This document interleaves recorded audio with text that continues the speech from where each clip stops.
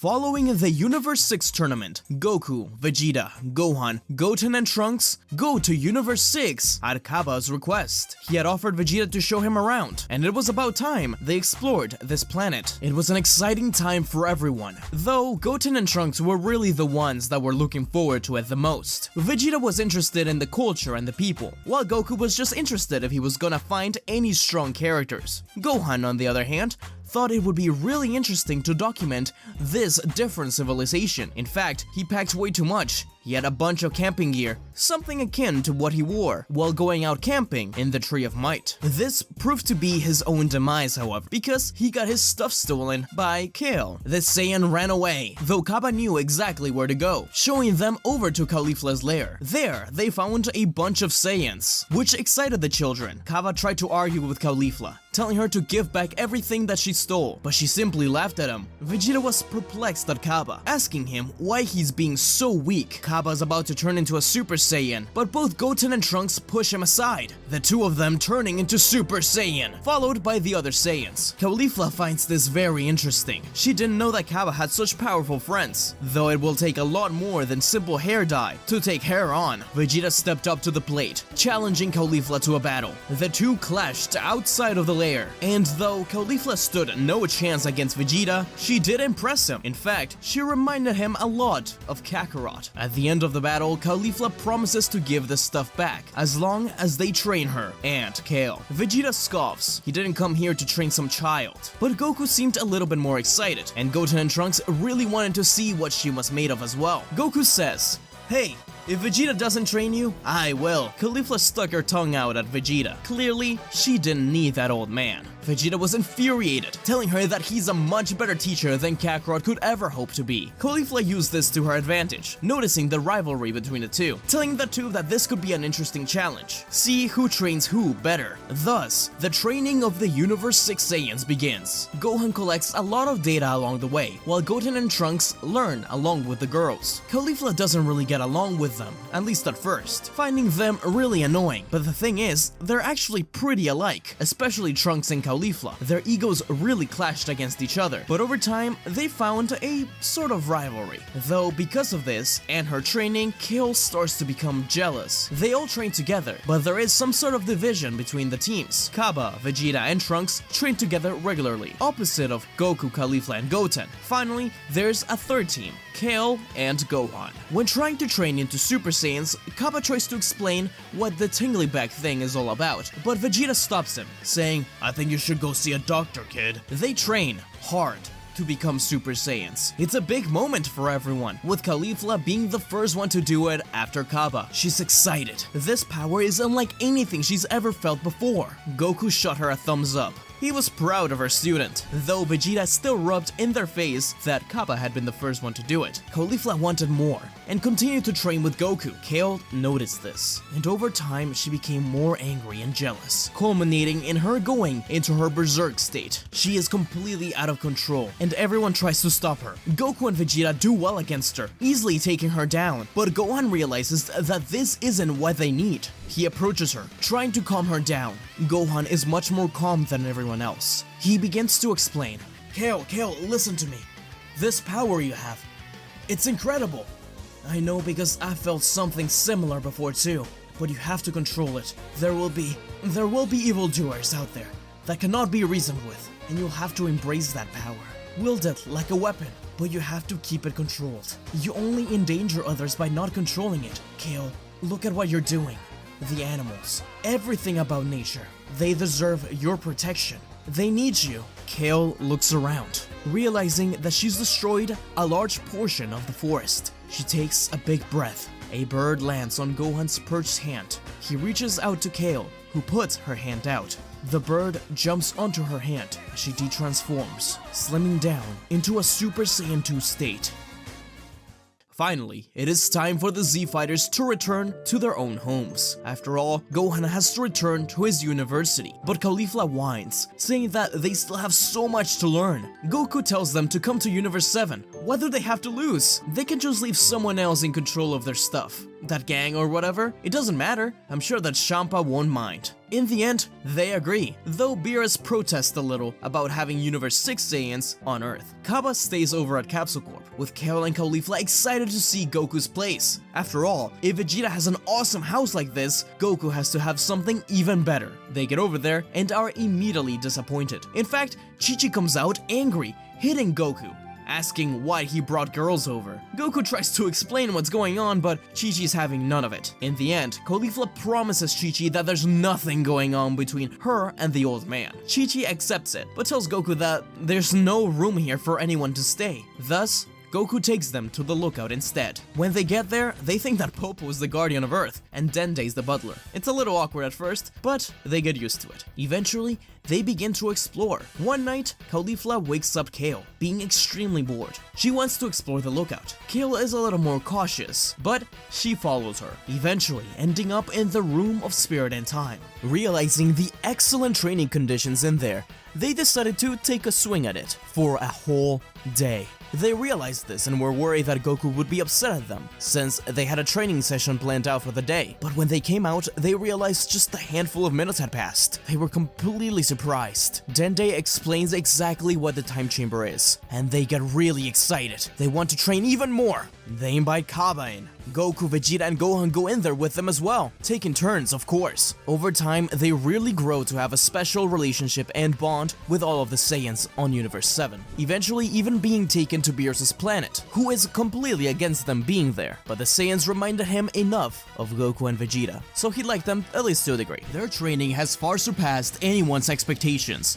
with Caulifla, Kale, and Cabba becoming extremely powerful contenders. One of their final tests is battles against their masters, meaning Goku versus Caulifla, Cabba versus Vegeta, and Kale versus Gohan. Gohan and Kale in particular had been really close, and had gotten much stronger than they otherwise would have. Training Kale really sparked Gohan's fighting spirit once more, teaching Kale all about protecting others, just like he wanted to protect his own family. The battles went on great, with the three masters holding back in order to give their students a chance. Vegeta only went up to Super Saiyan 2, as well as Goku, and Gohan tried to keep his mystic state in check. The students were doing great and nearly defeat their masters, but their battles are interrupted as they hear the crash of something nearby. They look back to look at the gazebo where Bulma was at. Something had crashed down. All of them rush over to it, finding a yellow machine. Gohan recognizes it instantly. That is Trunks' time machine. But what was he doing in the past? They take him to the bench, and as soon as Trunks opened his eyes, they darted over to Goku, then to Caulifla. Without a second thought, he gripped his sword, ready to attack. What is the meaning of the future warrior's appearance? Why is he going to attack Caulifla? Your questions will be answered next time on SmugStick's Dragon Ball Super. What if the Universe 6 Saiyans became Z-Fighters?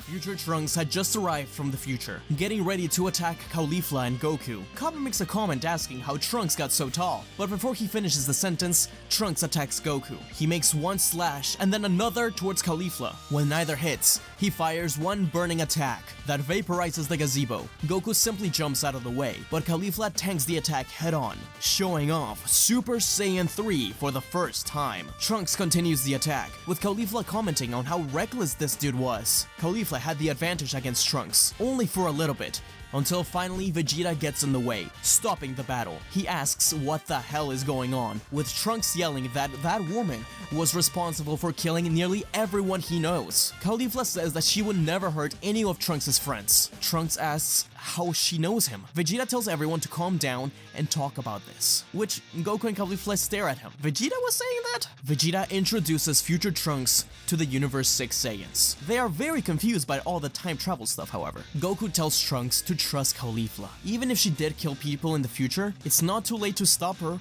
and change her. Just look at the androids. Trunks looked down at the ground, until Caulifla comments that she wouldn't kill anyone unless they pissed her off. everyone glares at her. As they continue to talk about this, a huge rip in space and time appears over Capsule Corp. Someone that looks just like Goku enters through the portal. It was Goku Black, and he had followed Trunks with the time ring. Goku is the one to challenge him. After all, how often do you get to battle yourself? The present Saiyan is obviously stronger than Goku Black, pushing him back through the portal. That's when Trunks continues to say that yes, that was also part of the problem. That Goku Black guy. Soon, Beerus and Whis arrive. They are annoyed at the use of time travel, but want to investigate.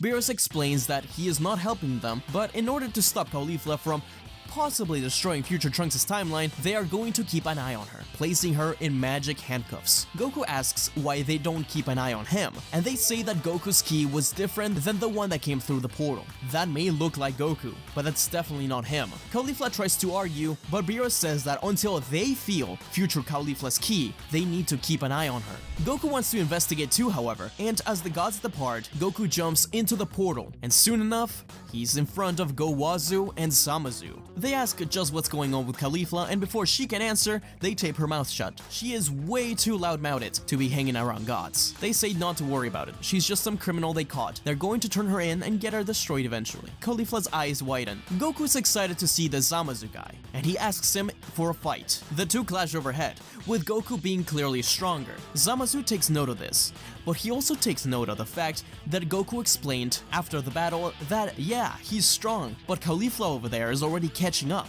She may be stronger than himself one day. She has incredible potential, unlike anyone he's seen in years, even obtaining Super Saiyan 3 in just a few months. This sparks Zamazu's curiosity. Once they return to Capsule Corp, Whis and Beerus continue to keep an eye on Caulifla, while Goku, Vegeta, Trunks, Kale, and Cabba head to the future. Once there, it's not long until Goku Black appears. Goku and Vegeta say that Cabba and Kale should show off their new power against them and take this as a test. They fight, with Black doing extremely well. Cabba especially is losing as a Super Saiyan 2, while Kale is in her controlled Super Saiyan state. She's keeping up a little bit better, but Goku Black is cocky. Goku and Vegeta facepalm, seeing that they're completely out of sync. Without Caulifla, their formation's completely off. Cabba is thrown away by Goku Black, while Kale continues to fight. She's actually getting angrier and angrier. Frustrated at the fight, she continues to ask, where is Caulifla? She keeps hearing about this evil Caulifla and she just cannot believe it. But Kale is simply shot down from the sky and falls on Cabba. When she opens her eyes, she sees that it wasn't Goku Black who blasted at her. It was Caulifla, all dressed in black with an evil grin, twisted by the lives she has taken. Caulifla crosses her arms and leans back on Goku Black, saying, "Hello, Kale." Kale's eyes shake with anger and confusion. Goku, Vegeta, and Trunks burst into their Super Saiyan forms. Goku demands an explanation. How could Caulifla become evil? The Caulifla they knew is a prideful warrior, full of drive, not a murderer. Caulifla laughs dubiously. She explains that she is not, in fact, Caulifla, but instead a Kai of old. He was found by Goku Black and convinced that mortals should be killed off, along with the Kais and the gods of destruction. You see, we are not who you see us as.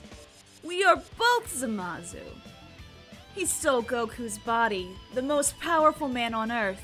He also convinced me to steal the body of the mortal with the most potential, which in Goku's eyes was Caulifla. She goes on to explain that after she took Caulifla's body, she laid waste to the real Caulifla and killed the rest of the weak Universe 6 Saiyans. During the battle against them, she realized that Kale probably had even more potential than Caulifla. That power was uncontrollable. When she killed the real Caulifla, Kale went berserk, destroying Earth. That power was incredible, but he may lose control if he used it. When hearing of Caulifla's demise, Kale's body exploded in power, just like Zamazu had warned. Cabba was blown back, though he tried to get her to gain control of her strength. Even Goku and Vegeta were shocked.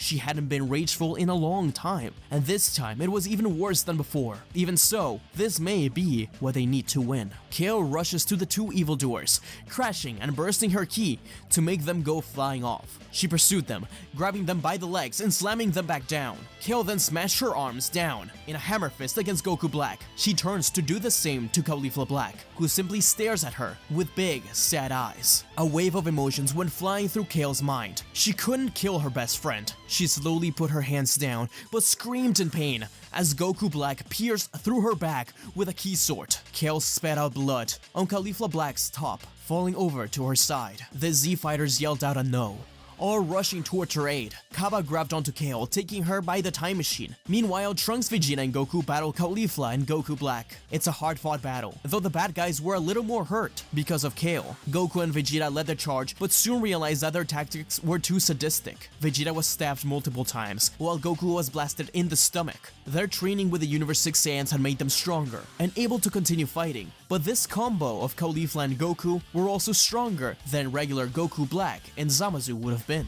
While backed up against the corner, Caulifla Black and Goku Black both power up their auras to reveal a brand new transformation, Super Saiyan Rose.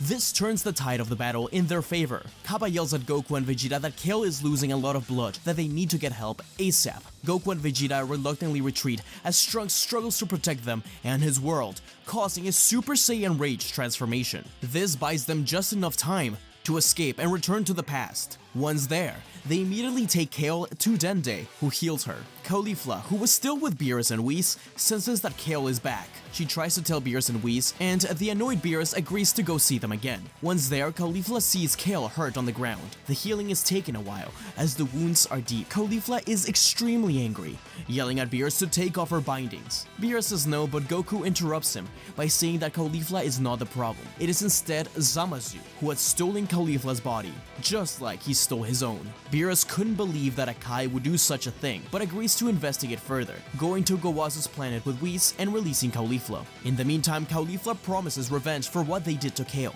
Once Kale opens her eyes, she hugs Caulifla tightly, telling her to never look at her the way she did when they fought. This broke Caulifla's heart, assuring Kale that that woman was not her, and they would take her down together. The team was set once again. This time, Gowazu and Shin accompany them into the future. Neither of the Zamasu in this story is immortal, but they more than make up for it by being much stronger than Black and Zamasu from the original story. Before returning to the future, the team tried to come up with ideas. Goku and Caulifla discuss each other's weaknesses. Even if it is a different being using their bodies, they must still have some things they do the same. They are set to exploit just that. With that, the team headed towards the future, where Mai and Trunks continue to use guerrilla tactics on the gods. The arrival of the heroes alerted Caulifla and Goku Black, allowing Trunks to get a surprise attack and blast the pair. They stopped themselves in midair, only to be ambushed by Vegeta and Cabba. The Saiyans were slammed down to the ground, where they are stomped on by Kale. When the villains cleared their vision, they saw a twin blast from Caulifla and Goku. Caulifla Black and Goku Black fired back Kamehamehas, which exploded against them. Once the smoke cleared, Trunks sees the two pairs battling out overhead. The two evildoers are clearly fighting on the defensive,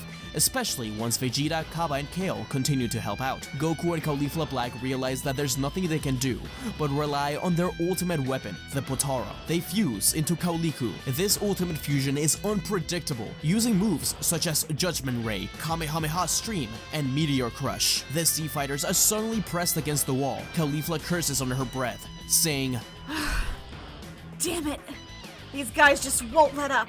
Cabba replies saying, well, one of them is you. Caulifla punches the back of Cabba's head in response to that comment. Goku tells them to stay cool and focus as they figure out a plan. While everyone argues about what to do and stays on the defensive, Kale comes up with an idea. What if we to use those airing things?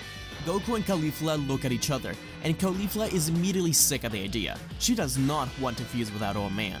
But Kale timidly says that she wasn't talking about him. Kale and Caulifla look at each other, smiling. The two fist bump and look at the Kaioshin. Goku and Vegeta say that this is their battle now, but they don't want to stay behind. They will help out. Looks like once again, it's time for Vegito. Fuse Zamasu begins to use the multiform technique, creating more and more versions of himself, while Trunks and Cabba try to defend themselves. They actually do pretty well, all things considered. After all, they are students of Vegeta, and their combined Gallic gun is at least enough to keep some of them away, while the others fuse. Once the blinding light sets off, Vegito rises up, but he doesn't say a word. Instead, he lets Kefla do it. She flips overhead, a wolf of air pushing everyone back. The two fusions get ready to attack. Kale and Caulifla together? That means the future's gonna get one good kick in the face. Let's go, Black. Vegito tells Kefla to take care of the main one. They will take care of the rest. They shoot a thumbs up to each other, and the fight begins. With Vegito and Kefla arriving, Vegito fights the multiform technique, while Kefla fights the main Zamasu. The fusion between Goku and Vegeta uses a giant spirit sword, destroying multiple Zamasu at once. The main Zamasu is about to intervene, but is grabbed by Kefla, who says, "No, your focus is on me, Zamasu." How dare you take my body? She glares at him and uses a ray blast in a fit of rage. The evildoer is blown back, but Zamasu catches himself in midair and uses absolute lightning, striking the ground over and over again as Kefla and Vegito dodge. He had made enough space between them to distract them, but they were doing extremely well against them. It was clear to Zamasu that they were trying to reach him, slowly inching towards him. As Vegito and Kefla continue to edge closer towards him, he commands his army to create a barrier in front of him. Kefla says they don't have time to deal with this, and Vegito quickly thinks of something. Grabbing Kefla by the back of her shirt, Kefla protests, asking what the hell he's doing. Vegito simply says, "Trust me," and with his other hand launches a final Kamehameha downwards, using the propulsion to launch Kefla over all the Zamasu clones. Kefla yells at him on the way up, but realizes that he gave him the perfect opening. Looking down to see Zamasu still focused on his army and Vegito approaching, Kefla takes this chance to fire a gigantic burst down at Zamasu, while Vegito fires a final Kamehameha through the barrier, creating a giant key cross. The various Zamasu scream in pain as they are disintegrated. Vegito and Kefla defuse, the whole team racing to hug them, with Trunks and Mai thanking everyone. But they hear something from the rubble behind, turning around to see few Zamasu, hurt but still standing and alive. Zamasu doesn't say a word, he simply pants. Shin takes a step forward, telling Zamasu that it's over. But Kale interrupts him, asking, You're afraid "Of you." of death? "I was supposed to be the savior, but I was defeated by a slave." You know, Zamasu, you think that order and chaos are somehow opposites. You try to control what won't be. But even through our failures, there is something we value more than the order you sought. I think you missed that. "You're all doomed." Shin once again takes a step to the front, standing up for all his mortal friends. Yes, but a thing isn't beautiful because it lasts. It's a privilege to be among them. I wish you could have seen that too. Zamasu is angry by this statement, preparing one final attack against Shin, an attempt to kill the thing he hated the most. A friendship between a mortal and a god, but Kale, Caulifla, and Cabba all rush to his defense, and with one final blast, defeat the menace. Finally, it was truly over. The team heads back to the past, with Gohan congratulating everyone on their job well done, and promises to join them on their next adventure. Though Mai and Trunks are set to return to the future, Mai offers up the idea of returning after rebuilding Earth, and instead staying in the present Earth. Beerus is completely against it, but Caulifla comes to their defense, and argues that it isn't fair, that they have suffered enough. She tells them that they are at least welcome to Planet Sadala anytime. Beerus doesn't argue any longer. They wave goodbye to Trunks and Mai, but as they leave, Goku turns around to tell everyone that the next adventure is right around the corner, as he had a meeting with Zenoh. Him, Shin, Whis, and Beerus head over to stand in front of the Grand Priest and the Lord of All. Once there, Zenoh explains the rules of the tournament, including the possibility of a destruction of the universe. But Goku thinks that, though it sounds fun, he wishes to fight alongside his students. They aren't ready to face him just yet. Zenoh thinks for a moment, then snaps his fingers. Wow, I have an idea. What if we make the tournament a team-based one? Twin universes versus twin universes. We call it the Twin Tournament of Power. Hey everyone, I hope you guys are enjoying the video so far. This is an older series that I decided to revive and complete as a single full story. I wanted to let you guys know that if you're looking for more Dragon Ball content, I recently made an analysis of the Bardock special. It's something very different from what I usually do. This will change everything. But I put a lot of work into it and I really think you guys will enjoy it. So after you're done with this video, or if you need a little break, be sure to check it out. It'll be linked in the description. And of course, I have plenty of other Dragon Ball What If full stories for you guys to enjoy. Let's get back to the video. The teams get ready for the Tournament of Power as they continue to train. Zenoh has agreed to allow Goku to fight alongside Caulifla, thus making the Tournament of Power into a twin universe tournament with 3 separate teams. Team Red is composed of Universe 6 and Universe 7, Team Blue of Universe 2 and Universe 11, and finally Team Green of Universe 3 and Universe 10. Now that it's a tag tournament, the heroes need to find combatants from both universes. In the end, Team Red is composed of Goku, Vegeta, Gohan, Caulifla, Kale, Cabba, Android 17, Hit, Piccolo, and Sao and L. Team Blue is composed of Jiren, Topo, Dispo, Casserole, Cocote, Ray Brienne, Rosie, Kakunsa, Sirloin, and Zarbuto. And finally, Team Green, Paparoni, Nigrishi, Majikayo, Katoplesha, Narirama, Murichim, Obni, Dirasem, Zerkor, and Murisam. The teams are designated under a twin universe, with those with the highest mortal level exempt. However, that leaves Universe 9 without a twin universe to participate alongside of. Instead, Zenoh held an exhibition match, with Universe 9 as the star, so they don't feel left out. In reality, Universe 9 is more than happy to not participate. Teamwork is going to be crucial. Shanpa and Beerus do not like working together. What really gets under his skin is the idea that if they lose, it would definitely be because of Universe 7 fighters. What if Universe 7 tries to sabotage him and gets his teammates out? Beerus facepalms. If they did that, they would get erased too. Caulifla is still very upset at Beerus for having restrained her when Black attacked, but she is looking forward to more training with Goku and the others. Gohan has continued to help Kale control her power, and she is finally getting the hang of it. Hit was curious about how the tournament would go. Him and Goku had been eyeing each other for a match, but a team-up? Now this was something neither of them expected, but there was a mutual understanding. Cabba is a little nervous about this. Fighting his master was one thing, but fighting alongside him for the sake of the universes was a lot of pressure. Vegeta scoffs, telling him that if he's going to have that sort of attitude, then maybe he should just leave. He'll take Frost to the tournament. As Caulifla punches his arm playfully, they've come so far together already. They can only grow stronger. Kale perks up and smiles at Caulifla. With the 3 of them, you get the strongest Saiyans around. That's when Gohan brings up the idea of the God ritual to them, but Caulifla vehemently disagrees. She knows Vegeta was able to do it on his own, and so will they. Cabba actually thought it would be cool, but the fire within Caulifla made him believe that he too could achieve it. Kale agreed. Plus, she had more training to do to calm her heart. Caulifla was excited. There was so much more to discover. Goku was proud of his student. Prior to leaving, however, Kale and Gohan enjoyed some peaceful meditation together. She had progressed greatly, and Gohan was proud. He wasn't much of a master in comparison to his father and Vegeta, but he did what he could to help the young girl, which is why he was surprised when Kale called him master and asked him one thing. If at any point something were to happen to her, if she lost control or something, she asked Gohan to take care of Caulifla, in this tournament or beyond. Gohan was moved, and though reluctantly, he agreed. They had all grown very close over the past few years, and so the day of the tournament arrives. Welcome to the Tournament of Power.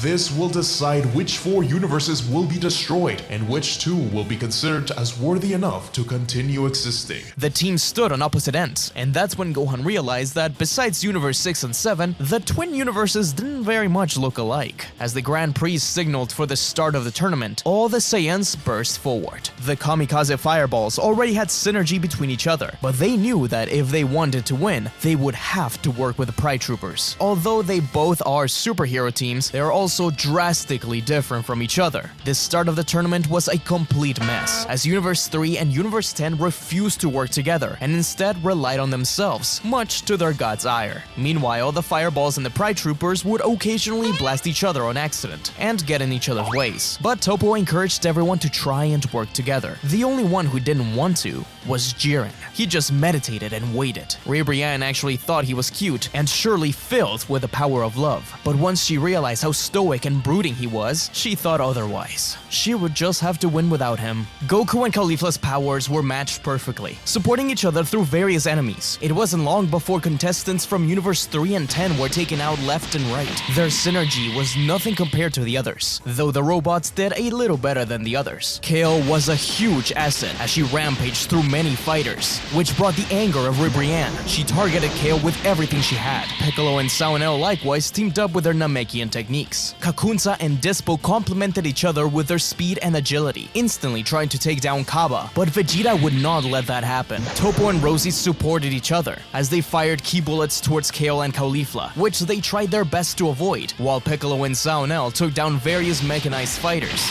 Goku and Caulifla stood back to back, Super Saiyan Blue and Super Saiyan 3, taking on a plethora of opponents, as Goku was the #1 target. It seems like the hardest fought battle was Topo, who had severely damaged several Universe 6 and Universe 7 fighters. Now he was infuriating Kale, as it seemed like she was going to explode in rage. The God of Destruction was forced to use his real power to finally push Kale back. Gohan was impressed. Her power had increased several times ever since they started training together, but he was also worried. She needs to be able to control it. As Kale exploded in rage, it was still not quite enough to take down Topo. His new God of Destruction power was just too much. Caulifla watched as the battles transpired, getting distracted from her own current fights against Kakunsa and getting struck in the face. Vegeta kicked Dispo in between the two of them and told Caulifla to get her head in the game. Even Cabba was doing better than her, but Caulifla knows she can't let Kale lose, feeling her pocket for something Champa gave her prior to the tournament, the Potara earring. She yelled at Kale that she needs to control herself and use the Potara, but Goku appears behind her and grabs her hand. Doesn't Caulifla trust her? This is Kale's chance to prove herself. She's doing her best. She hadn't asked for help yet, just trust her. Caulifla felt her stomach sink, but Goku was right. Kale was stronger than this. She didn't need to doubt her. But the stage began to crumble around the incredible battle as Jiren cocked an eyebrow, actually curious about this. Kale was clearly under Topo. Why would she keep fighting? Much to Topo's surprise, just as he had taken Kale to the edge, she spun him around and grabbed Topo tightly. She hadn't lost control. In fact, she was keeping her rage in check and surprised everyone by doing so. Now she could help her. Cabba jumped by Caulifla as they both pulled their arms back. Goku and Vegeta were surprised as Cabba fired a final flash and Caulifla a Kamehameha. They had been practicing their master's techniques in secrets, hadn't they? The blast combined into a single final Kamehameha, with Kale holding on tightly as both competitors were blasted off of the stage. It was a hefty sacrifice, but one worth it. Caulifla promised Kale that it wouldn't be in vain. That's when Jiren finally stood up. Goku and Hit went on to team up against Jiren, with Hit giving it his all. Ultimately, however, Jiren was able to break through the time prison and unleash his power. This actually took out Kakunsa as well, getting Ribrianne extremely angry at him, yelling at him over and over again, but Jiren just ignores her. However, Hit wasn't out. Goku had saved him just in time. They're hanging in there together. That's when Jiren steps on the side and breaks the edge apart. Before he falls, Hit tells Goku to beat Jiren for him, giving Goku some of his power as he fires a blast down to push Goku back up to the edge. Hit had left his trust within Goku. The Saiyan rose up, knowing he had no option but to win.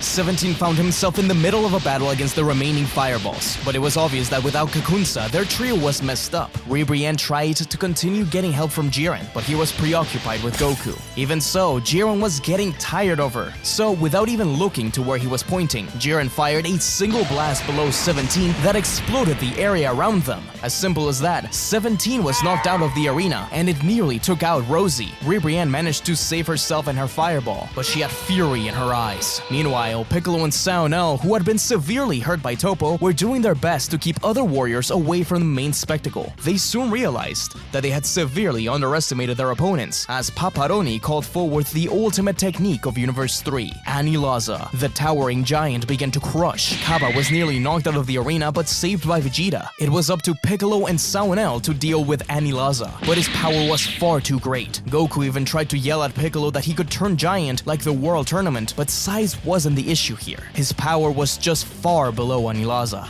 That's when Saiyans suggested the unthinkable. He told Piccolo that this was fruitless fighting, but if they can't find a way to get stronger, then they will lose. Piccolo told Saiyans that he could trust him. If he's going to suggest what he thinks he's suggesting, then then he promises to use the Dragon Balls to separate them after. Saunel smirked. He could sense the good heart within Piccolo, but this was a big responsibility. It wasn't just Saunel, but many Namekian warriors within him too. Gohan continued to distract Anilaza as finally a bright light rose from the giant Piccolo. He had merged with Saunel, sacrificing himself to create the ultimate Namekian warrior. Jiren couldn't believe it, even if it was the same race uniting forces with another. That form of trust he just couldn't understand. Piccolo kept on pushing Anilaza to the edge, but as the android threw a punch, Piccolo shrunk back down, catching him off balance and using all of his power and aura to burst forward, pushing Anilaza off of the arena. One team eliminated. Their hearts sank as both Universe 3 and 10 disappeared. It was time to take this seriously. Using this surprise distraction, Ribrianne fires a pretty black hole alongside her remaining teammates. She didn't care that Jiren was fighting Goku, as long as Goku was taken down. Jiren managed to avoid it, but Goku was trapped in the black space, getting crushed into the ground and through the stage. It actually seemed lost, as Jiren prepared to fire a blast to finally defeat Goku within it. Piccolo tried to stop it, but the remaining Pride Troopers, led by Despo,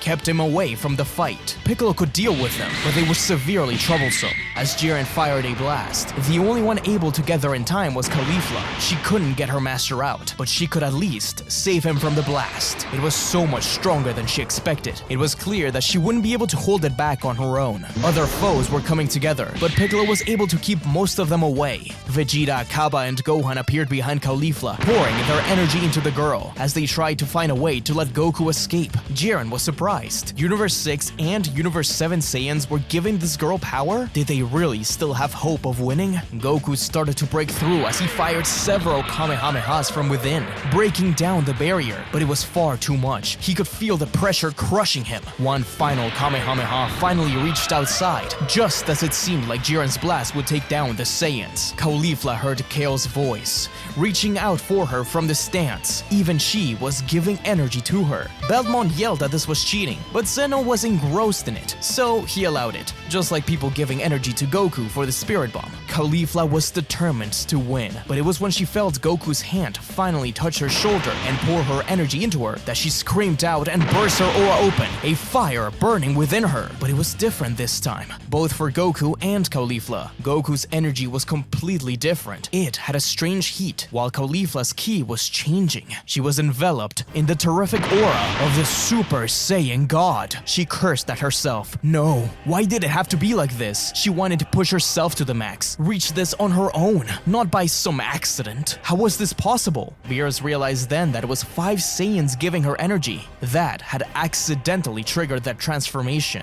But it was exactly what they needed. The blast started to be pushed back. All the Saiyans teaming up was actually a challenge for Jiren, but to his surprise, Ribrianne appeared by his side and fired her own blast. Once again, she insisted that they trust each other. Piccolo continued to fight the other fighters, with Ribrianne telling her teammates to help the Pride Troopers against the beast. Dispo, Zerloin, and Zarbuto fired their blast at the Saiyans, hitting Cabba and Gohan, nearly knocking them off. The enemy fighters were getting too much for Piccolo, but he wasn't out just yet. He held on to Casserole, Kakote, Rosie, and even Sirloin and Zarbuto, extending out his arms and wrapping them all together with this newfound Namekian strength, grabbing them and jumping off of the arena with them, taking them out. When suddenly Caulifla felt Goku let go of her. Was it over? But no, that wasn't the case. Instead, Goku had jumped and onto Caulifla's blast, charging a Kamehameha and using it to slide down the beam struggle. Ribrianne's eyes widened as Goku jumped and fired the Kamehameha directly at Jiren and Ribrianne. Caulifla was finally able to push the blast back and away, collapsing on the floor.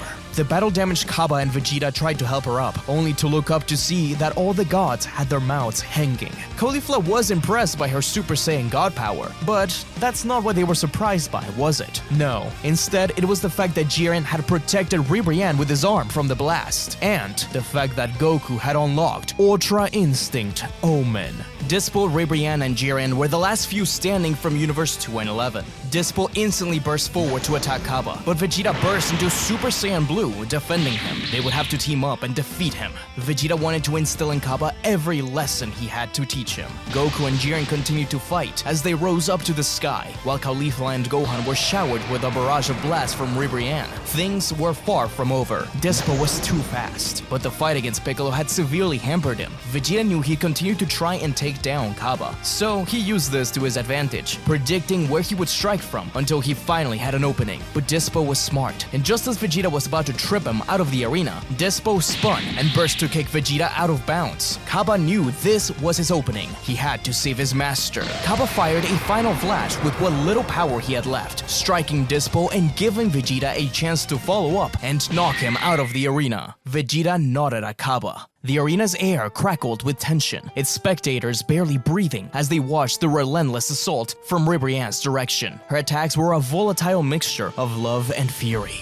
In the center of the storm stood Caulifla, dodging and weaving with all of the agility her new god form afforded her, but she could feel the strain on her muscles. Suddenly, a massive energy ball, larger and more menacing than the others, hurled towards her. Caulifla's eyes widened. This one she might not be able to avoid. Out of nowhere, Gohan appeared, his face set in a mask of determined calm. With no hesitation, he pushed Caulifla aside, positioning himself between the incoming attack and Caulifla, yelling at her to move. Those were the last words, as he was engulfed in the blast. The explosion was blinding, and when the light faded, Gohan was nowhere to be found, knocked out of the arena. He reappeared in the stands. Gohan was one of the strongest fighters, and now he was out. Caulifla could only blame herself. She repeated that this was her fault. Several more love blasters rained down around her. It was Vegeta who broke the heavy silence, approaching Caulifla. His voice was harsh, calling her a fool, pulling her up to her feet as Cabba did what he could to fight Ribrianne. Vegeta said, "This isn't the time for self-pity. Gohan sacrificed himself for the team because he promised Kale that no harm would befall you. Now, you have to take care of yourself." Caulifla looked up at Kale and Gohan, who awkwardly looked away. They had no idea Vegeta was listening. Caulifla chuckled as she face-palmed. Kale worried too much about her, but she was grateful. That's right, she just needed to be reminded why she was fighting. The weight of her teammates' trust burning as the energy within her. She turned to Goku, who was doing his best against Jiren, despite Ultra Instinct slowly failing him. Caulifla said that she needs to get stronger. She will surpass that old man's wildest imagination. The Super Saiyan God aura enveloped her once more. Vegeta and Cabba continued to push Ribrianne. With one last roar, inspired by everyone's determination, Vegeta transformed into Super Saiyan Blue evolution, while Cabba mustered up the energy to go Super Saiyan one last time. But Ribrianne realized that they shouldn't be her opponent. On the other side of the arena, Jiren finds himself uncharacteristically on the back foot. Belmont and Hales yelled at Ribrianne to do something, while she was preoccupied with taking down Vegeta. It was obvious that him and Cabba were just trying to keep her away from Jiren, but she was also actively refusing to help. The gods were pulling their hairs out, but Ribrianne knew this grudge wouldn't get her anywhere. She blasted off towards Jiren, while Vegeta and Cabba continued to try and blast at her. Just as Jiren stumbles, struggling to regain balance, a vivid beam of loving energy sweeps in, encircling his waist and pulling him back from the brink. Ribrianne had intervened just in time. Jiren was surprised. With the two of them being the only ones left, he would have no choice. Just this once, he would have to see eye to eye with Ribrianne. As he steadies himself, he casts a glance at her, who nods back. Justice is power.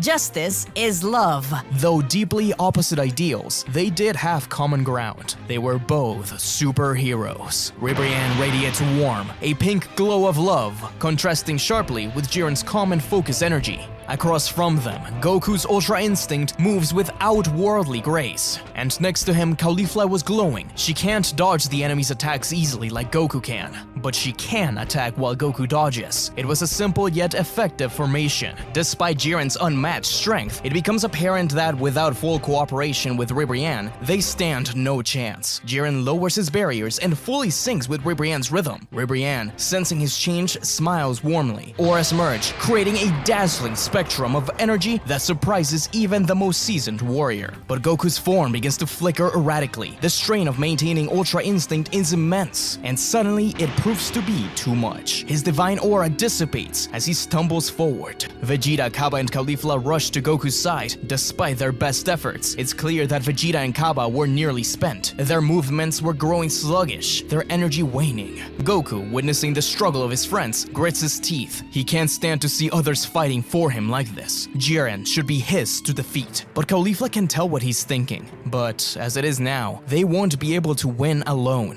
Goku tries to argue otherwise, but Caulifla cuts him off as they dodge out of the way of a blast. She asks him, "Don't you trust me, master?" Her voice cracks with emotion. Goku looks at her, seeing how much he's grown. Goku didn't expect to find a student when he found Caulifla, but the growth, the desire to surpass herself every day, it reminds Goku of himself. If she could set that all aside for the sake of the universe, then so could he. Goku finally agrees. Caulifla smiles as she picks up something from her pocket, the Potara earring. Goku is taken aback. This was the ultimate form of trust. Goku Black and Caulifla Black had previously fused like this too. Goku looked at Jiren and smirked, telling himself that he'll improve and defeat him next time all on his own. But for now, the universes need him. A radiant light envelops them. The energy crescendos into a blinding flash, and when it subsides, standing in their place is Caulifla. The new warrior wasted no time, stepping forward with confidence. "Let's do this!" Caulifla moves with agility and finesse that is unmatched, a perfect harmony of Goku and Caulifla. Every punch and kick is delivered with precision that speaks of Goku's experience and Caulifla's distinctive combat style. Vegeta and Cabba lend their support from the sidelines, getting Ribrianne off of Caulifla several times. Jiren pushed to his limits, countering with a barrage of powerful blows, but the fused warrior weaves through them. They form a blur of blue and red.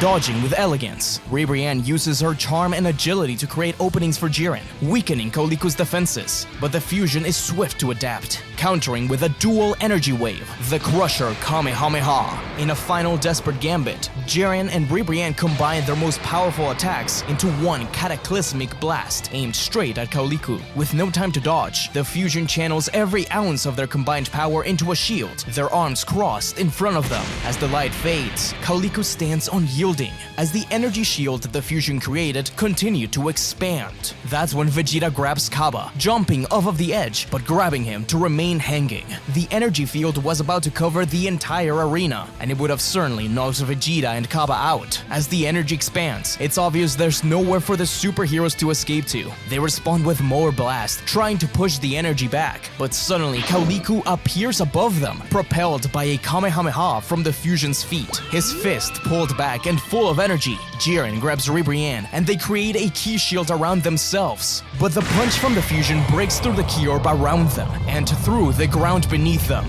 Finally, Jiren, Ribrianne, Goku, and Caulifla are knocked off the stage. Silence falls. As the dust settles and the realities of the victory sink in, Vegeta pulls up Cabba back onto the stage. Cabba celebrates as he turns around to see Vegeta with a smirk. The Saiyan prince calls out, "Make a wish," as he lets go of the edge and falls. Cabba had to make choices for himself from now on.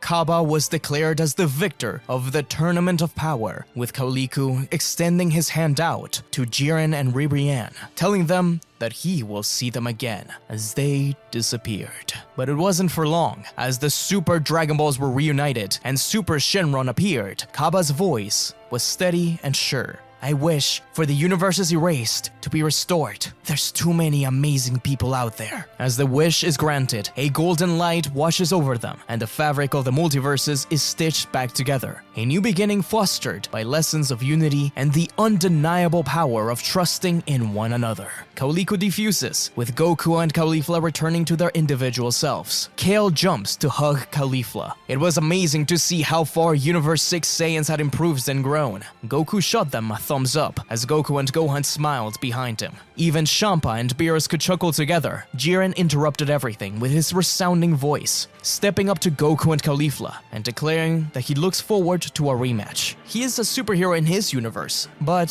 all the other universes must often be in trouble too, right? Things like a multiversal tournament, a rogue god, and many other things could happen. Toppo perked up, thinking of something. What about a multiversal alliance of superheroes? Jiren cocked an eyebrow. That's not what he meant, but Toppo took no time in asking Goku and Caulifla to join, if this idea came to fruition. But they declined. They weren't heroes. They were just two people always willing to do what's right. Toppo argued that that's all that needed to be said to be a superhero, but he accepted. Instead, Vegeta spoke up, suggesting a few others: Gohan, Cabba, and Android 17. They were the teammates with the strongest sense of justice. Gohan already was a superhero, something that slightly embarrassed him. Cabba didn't think he was ready yet, but Vegeta encouraged him. He needed to see more real challenges of his own. Gohan likewise agreed, though he explained that he would only be able to do it every now and then, on his free time. Ribrianne cheered. She was ready to belt them into shape as the leader. Toppo didn't exactly appreciate that. He never said who the leader would be. And so,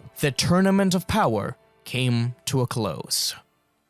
The Universe 6 and 7 team returned to their homes. Piccolo, though he saw the new power bestowed upon him as something great, he didn't want to take the individuality away from so many Namekians. Thus, he wished on the Namekian Dragon Balls to be separated from Sawanel. The two would continue to train together, however, and promised to visit the Universe 6 Namek. The Saiyans from both universes continued to live on planet Earth for now. Gohan and Cabba would often have to leave in order to work on things for the Multiversal Patrol. Although Frieza was dead, remains of his army had splintered off, including one led by Berry Blue, Frieza's most trusted confidant. She led the charge to try and find Namek, but when that did not work out, she instead resigned to finding and stealing the Dragon Balls on Earth. However, they would need warriors more powerful than simple soldiers if they hoped to get the Dragon Balls away from Goku and the others. A program was launched to find powerful new beings, resulting in the location of a Saiyan named Broly and his father, Paragus. Now, the spaceship heads to Earth. There, Goku and Vegeta trained Caulifla and Kale at a small island, though it mostly consisted of the girls watching them fight. Caulifla was getting annoyed. She had saved the whole multiverse, but now she had nothing to do. No new people to challenge. She was just bored. Kale appreciated the little bit of peace, but even she wanted a good match. Bulma and Bola were happy to just be away from the city, as Beerus and Whis visited them. Capsule Corp chefs were number one. Caulifla had been training in a lot of Goku's moves. After watching that incredible Kamehameha with Cabba, Goku encouraged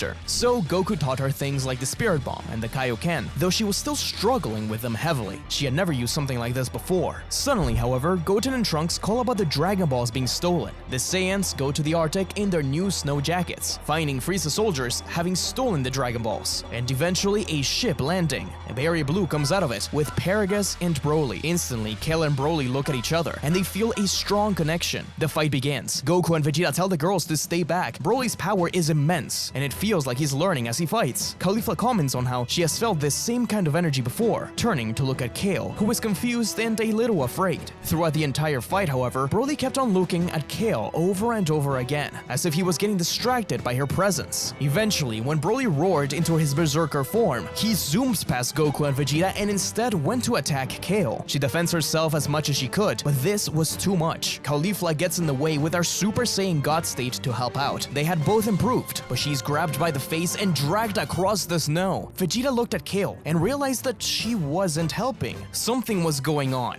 Goku and Vegeta are about to jump in when Kale began to convulse, her muscles bulging out. It was the first time in a long time since she's lost control, but seeing someone that reminded her so much of herself hurt Caulifla like this made her snap. Just as Broly is about to blast at Caulifla, Kale appears before him and responds with her own blast. There's an explosion in between the two of them that causes avalanches all around and forces everyone away. Paragus believes that it is impossible to stop Broly now, and now that there's two of them, it surely means the end for him. But Vegeta descends and grabs him. They know how to stop Kale, but at this rate, the world is in danger. Paragus says that without the remote to shock him, there's no way to stop this now. Vegeta throws him to the ground and calls him an awful man for doing this to his son, but he also apologizes for his father casting them both both aside. He reminisces that his brother, Tarble, had been sent away too because he was too weak. Vegeta knows a thing or two about awful parents, but that's besides the point. They need to stop Broly now. Paragus realizes then that he'd made a mistake, but Broly saw it a different way, expanding his aura and rushing in to save his father. And as Broly grabbed Vegeta out of the way, he turned around to see Kale rushing past his father, knocking him out and into the ground, buried beneath the snow.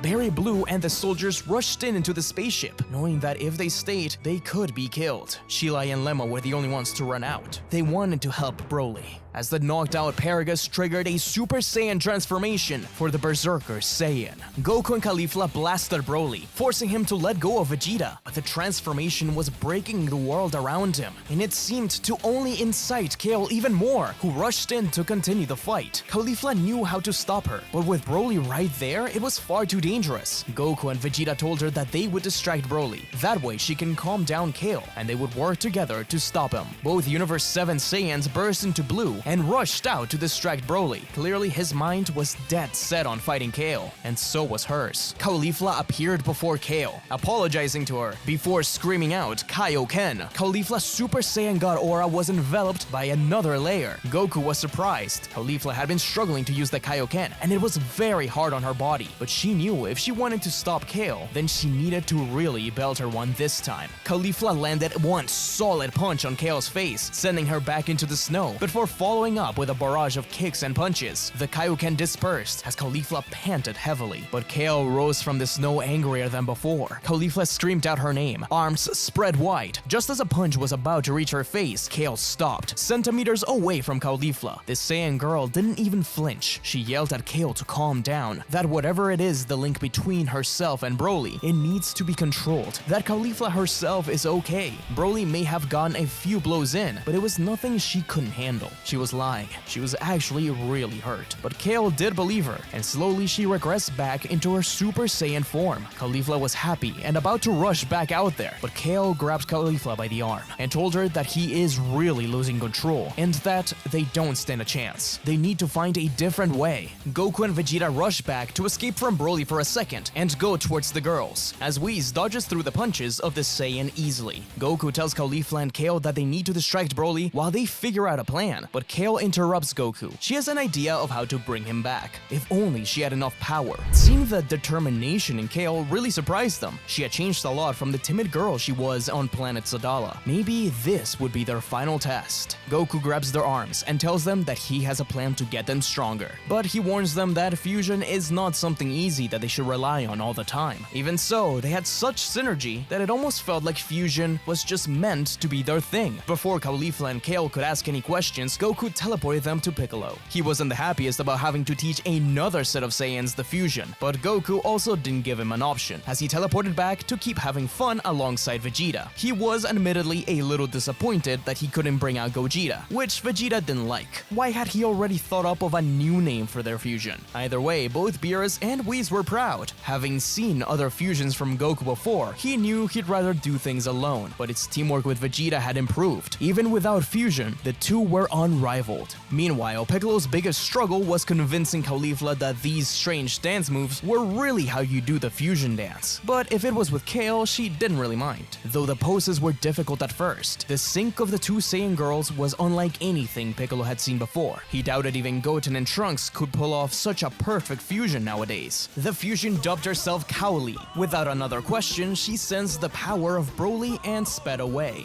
Goku and Vegeta were in the middle of a heated battle against Super Saiyan Broly, pushing each other to the max, so much so that Goku kept trying to access Ultra Instinct again and again, something which he hasn't been able to do since the tournament. He had been training with Whis to push it further, but it seemed like in a desperate situation, it could show itself again, as Broly fired a gigantic blast at near point-blank range. Goku's hair shimmered silver. The desperation of the moment had pushed him into Ultra Instinct once again, even if temporarily. He dodged away from the blast as a mountain blew up in the background. Broly broke free free from his armor and exploded into his full power out of sheer anger. But Goku's Ultra Instinct continued to challenge him, until finally, as Broly seemed to get one punch in, Goku dodged, only to reveal from behind him a green and yellow aura of Cowley. A giant punch came crashing into Broly's face and sent him away, followed up by several other punches and kicks. This fusion was everything Goku hoped for. The Saiyan girls were really two sides of one whole, but he realized that every time she struck, she would flash red. Cowley was actually using the Kaioken, though she knew to be careful. It wasn't a walk in the park, as one wrong move allowed Broly to grab Cowley by the face and slam her into the ground. Cowley wasn't trying to defeat Broly, but she needed to find an opening to try and talk to him, so she could make him understand. If that didn't work, she did have plan B.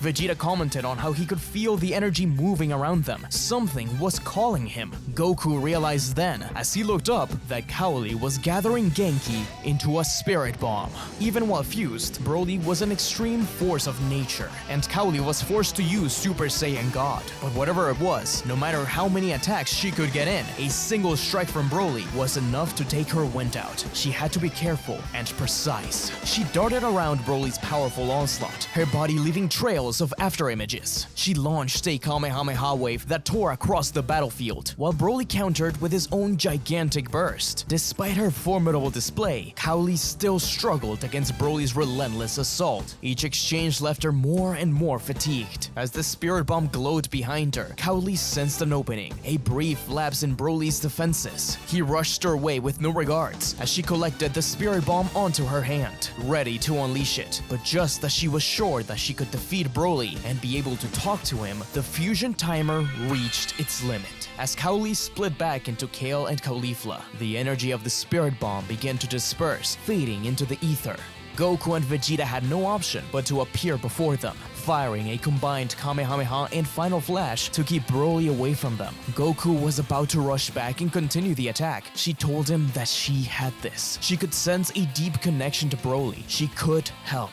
They just need to wear him out a little bit more. She will create an opening and try to calm down Broly. Goku was surprised by her determination. He believed in Kale. She rushed out, getting between Vegeta and Broly. The older Saiyan roared at her, but she simply roared back. The roar causes avalanches, and it actually gave Broly pause. Kale took slow steps in the snow, insisting that he does not need to be controlled by this rage and power, that she was just like him, and that it was through her connections that she was able to grow.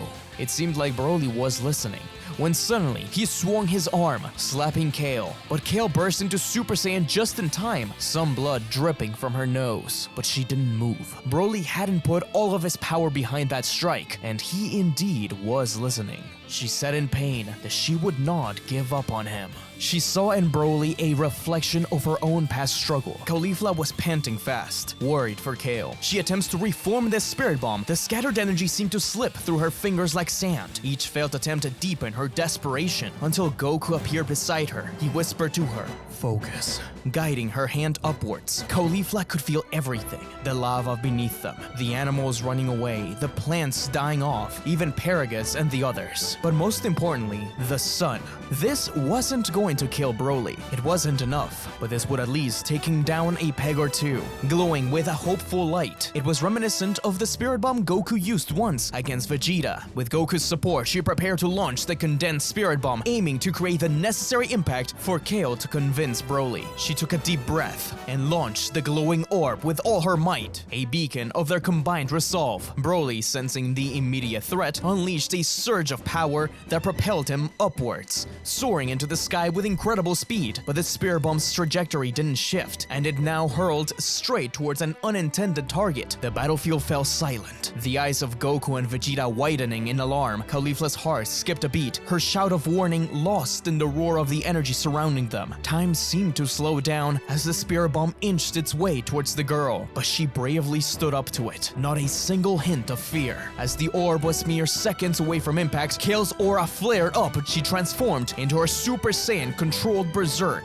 Rather than dodge, she struck the spirit bomb with a powerful uppercut, redirected upwards, following Broly's ascent. It struck him with an explosion of light that seemed to split the sky. Broly's body crashed onto the snow below, a heavy thud creating a crater around him.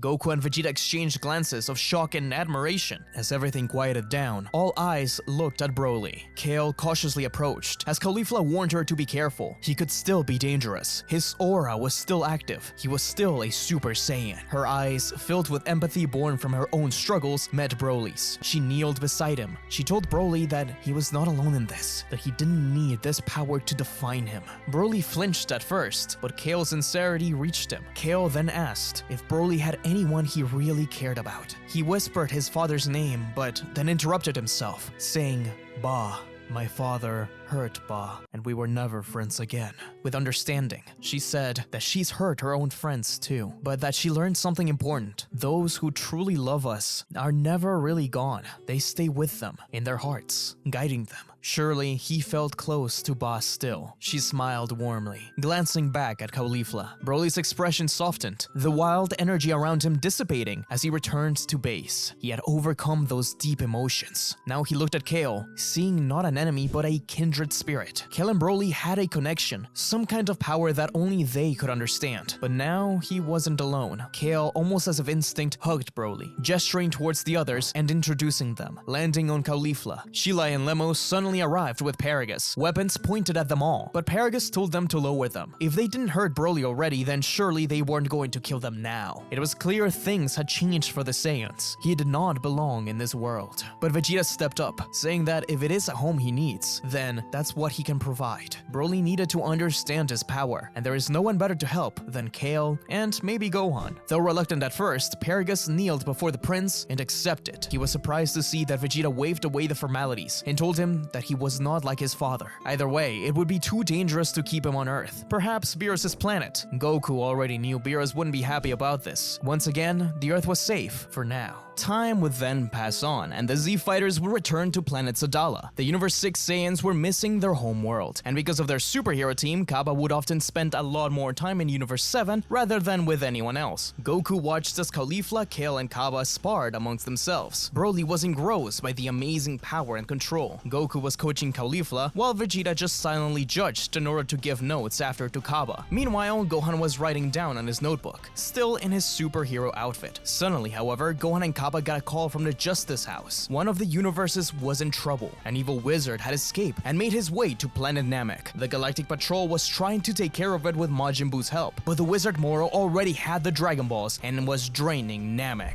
Gohan shoots up, looking at Cabba, who nodded back. It was time to move. That's when his alarm went off. He needed to pick up Pan from school and submit his research proposal. It just meant that they needed to do this quickly. Caulifla groaned. It was the first time in a while they've sparred, and Cabba already had to go. Cabba shrugged and told her that she could join if she wanted to. In fact, why not have them all come? Vegeta wasn't sure about Broly since he loses control, and Goku didn't really want to. He was hungry, but Kale said that she would keep an eye on Broly, and they could eat after. It was just encouragement to do this fast. Goku jumped to his feet as his stomach growled. Gohan was right. They were on a timer. Goku decided to also stop by Planet Namek. There, Piccolo was training with the inhabitants of Universe 6. He had never been around so many Namekian warriors. Either way, Piccolo agreed to join in this excursion, and so the team went up to the space station, home of the cross-universe heroes. We can see them roaming through the halls, planning missions and ensuring theirs and other universes were safe, watching as Moro stepped up to the last Elder and took the final Dragon Ball. His wish was within his grasp. Goku was surprised by how organized this all was. Jiren nodded at him. He could tell they had both grown since their last match. Toppo directed the fighters towards the transportation cube. They had gotten a call from the Galactic Patrol by a man named Miras. He had retrieved Majin Buu, but when he didn't wake up, they realized they had no option but to call this superhero team. Caulifla cracked her knuckles. No one messes with their friends and gets away with it. Piccolo, likewise, was ready to stop this monster from further damaging Namek. The cube landed, and before them, they saw Namek as something of a barren wasteland. Floating above was Moro, Cranberry laid by the Dragon Balls. The first wish was used to heal their injuries from the Namekian savior. The second to restore Moro's magic, and the third, as the Dragon Ball spread, was shown when a spaceship landed down. This is why Toppo had directed the entire patrol to come down on Namek. Moro wasn't working alone.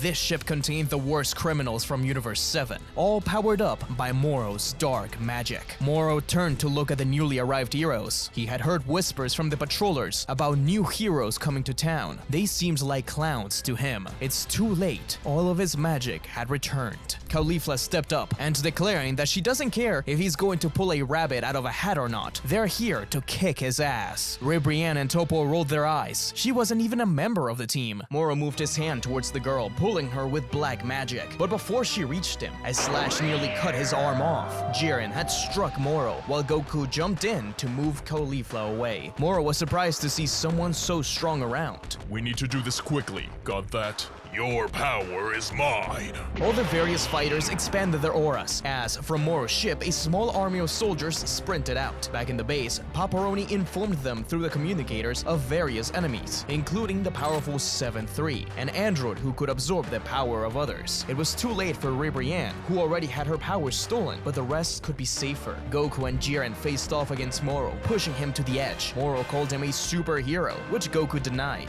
That kind of thing wasn't for him. He just didn't like someone messing with those who didn't want to fight. Caulifla, Kale, and Cabba took down enemies left and right. They were certainly strong, but nothing they couldn't handle. Gohan, Dispo, and Kataplesha ensured that all the Namekians remained safe, facing off against Sagambo. Every time they seemed to take him down, he got back up, slowly losing his mind as Moro gave him more and more power. Vegeta easily dealt with Yuzon, who reminded him of Zarbon.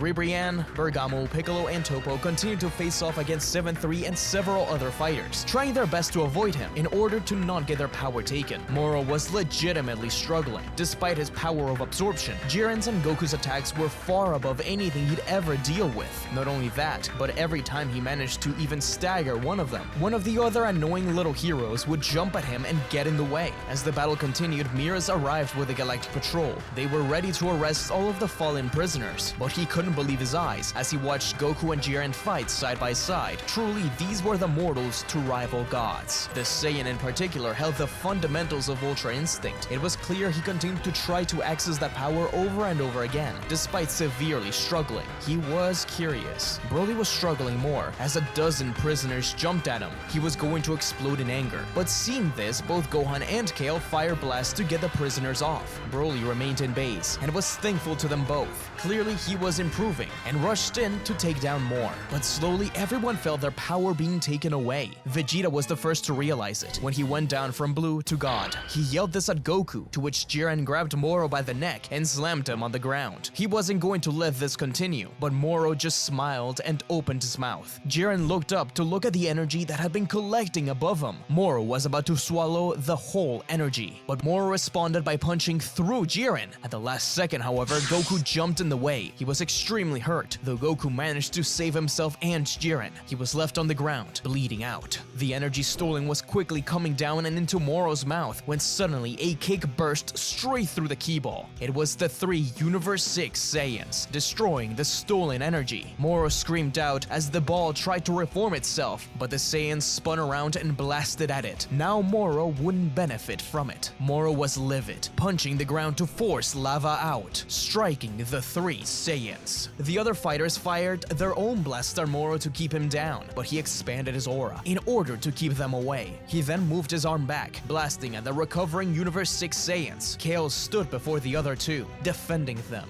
The blast ceased. From the smoke, a giant red key ball began to form from Moro's mouth, but it never fired, as Gohan appeared behind him and kicked him to the ground, where Vegeta blasted at him point-blank range. As he flew back, Jiren caught him in a full Nelson and came crashing down from the sky, released just before reaching the ground and creating a huge crater. But as he recovered, Ribrianne, Bergamo, and Toppo bounced him between each other.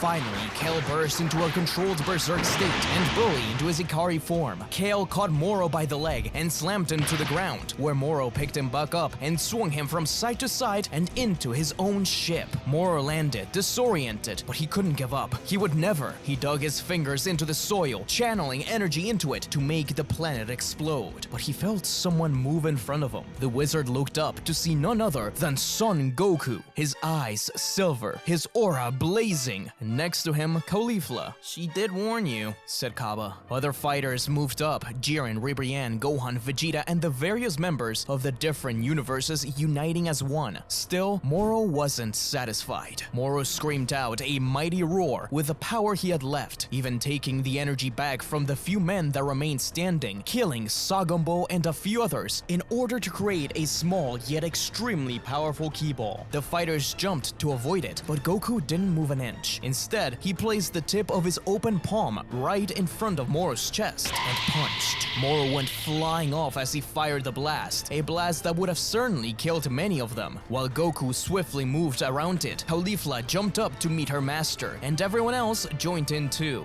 Caulifla pulled her arms back, as did Goku, and together they charged a master-student Kamehameha. The wizard was consumed by the attack and all those surrounding it, bursting into the energy that he had stolen and returning it to Planet Namek, and Ajisa tree blooming once again. Moro was defeated. Some of the other prisoners continued to try to fight, including 7-3, but Goku and Jiren together easily took him down. He was arrested by the superheroes, deeming him to be too dangerous to be kept in Universe 7. Goku returned to base. That was the first time in a while he had accessed Ultra Instinct at will, and it was overwhelming. The Saiyan fell to his knees, but Caulifla and Gohan helped him up. Jiren crossed his arms and smirked. Was that really all necessary? He could have done this all by himself, or maybe with 1 or 2 fighters. So you were holding back, enjoying the fight until you realized the power absorption was active, huh? Goku had read Jiren well, and Gohan realized it too. Still, he wouldn't trade it for anything. This union of universes meant something to him now. Jiren turned to the Z fighters, asking if they would like to join, and Goku still refused. This was not for him, and Caulifla agreed. Kale thought about it, but her responsibility was Broly right now.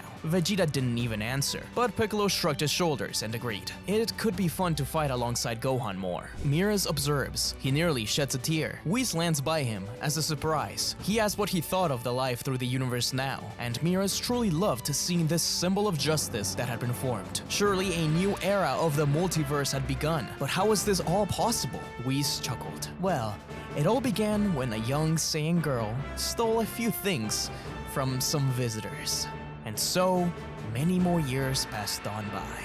After the escapades against Moro, Goku and Vegeta had one more adventure in space with a bounty hunter named Granola, who eventually turned out to be their ally, even meeting the Universe 6 Saiyans and realizing that perhaps not all of them were really bad. Gohan had his own adventure too, as Piccolo called on him when the Red Ribbon Army returned. Unsure of the danger, Gohan called down Cabba and Toppo to help against the intergalactic threat. This was enough to convince the Gammas that they were really on the wrong side. News of this superhero organization was slowly spreading, and Earth knew all about it now. Hedo confirmed that they were the real deal, especially with the great Saiyaman. They were even able to stop the birth of Cell Max, who now remains inactive in a prison between Universe 6 and 7. But the adventures in other universes, as well as his quest to help Kale and Broly control his power, made Gohan reevaluate what it meant to have anger. Over time, Gohan mastered it and found a power even greater than anything he'd have before. Now, years later, Gohan continues to train with Kale and Broly, but they're not alone. Goku set back by Vegeta, Caulifla, and Cabba, watching Gohan train with Broly and Kale. In front of them sat a small child, Oob. He was awestruck by the sheer power and mastery they possessed. He couldn't believe it. Caulifla was now a battle-hardened warrior. After going on a handful of more difficult missions with Cabba, she continued to stare at Oob. She couldn't believe that this peepsqueak was now Goku's student. There's no way he was worthy enough. As Broly and the others descended after a good match, Caulifla stood up and dragged Oob up. Kale told her to take it easy on him, but she needed to test him out for herself. Goku just smiled. He knew she'd be like this, but that boy might just surprise her. She exclaimed that she was going to take it easy at first, but he better not run to his mama or Goku. Oob was terrified of Caulifla, who rushed his way and punched him in the stomach,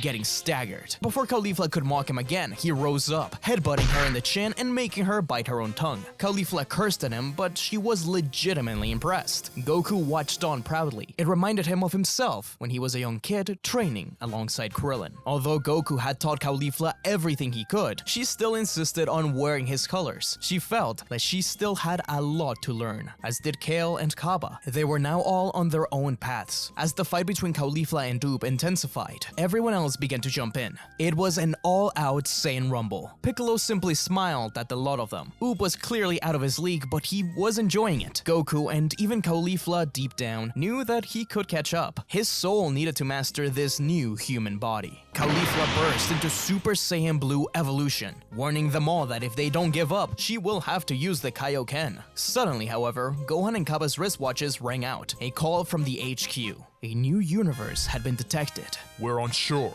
but it seems like the wish Cabba made during the Tournament of Power may have restored not just the universes destroyed during the contest, but every single universe Zenoh had erased in the past. Life has started to bloom there, but there is trouble. They all look at each other. As Goku smirks, he turns to Caulifla and Oob. It was time to get moving. Gohan was surprised to hear that his father wanted to help, but he said that it would be a great chance to teach Oob just what would be out there. As Cabba, Kale, and Caulifla place their hands on Goku's shoulders to teleport, Caulifla looks down at Oob, holding onto Goku's leg, and smiled. Maybe she could teach him a thing or two as well. The end. Hey SmugStick, everyone. I hope you guys enjoyed that full story of what if Caulifla was trained by Goku. This was a fairly old series that I really enjoyed the idea of when I first made it back then, but I never really got a chance to continue it. So since it was supposed to be short anyways, I decided to just make it a full story. It ended up being a little different from what I thought it was gonna be. A lot of fusions and stuff like that, but Caulifla and Kale fit that kind of story. Don't worry though, I'm working on brand new what ifs and a lot of the ones you guys have requested. If you guys are looking for more Dragon Ball content, I recently put out the full story of what if Piccolo got orange early, as well as the full story of what if Gohan and Goku fused in the Borg. But if you're looking for an analysis, my most recent video is an in-depth look at the Bardock special, something very different from what I usually do. But I put a lot of work into it, and I really think you guys will enjoy it. As always, a huge thank you to the Patreons and members of the channel. You guys keep the channel afloat. If you guys want to see some extra content such as behind-the-scene looks or early access to videos, consider becoming a Patreon. See you smugs again!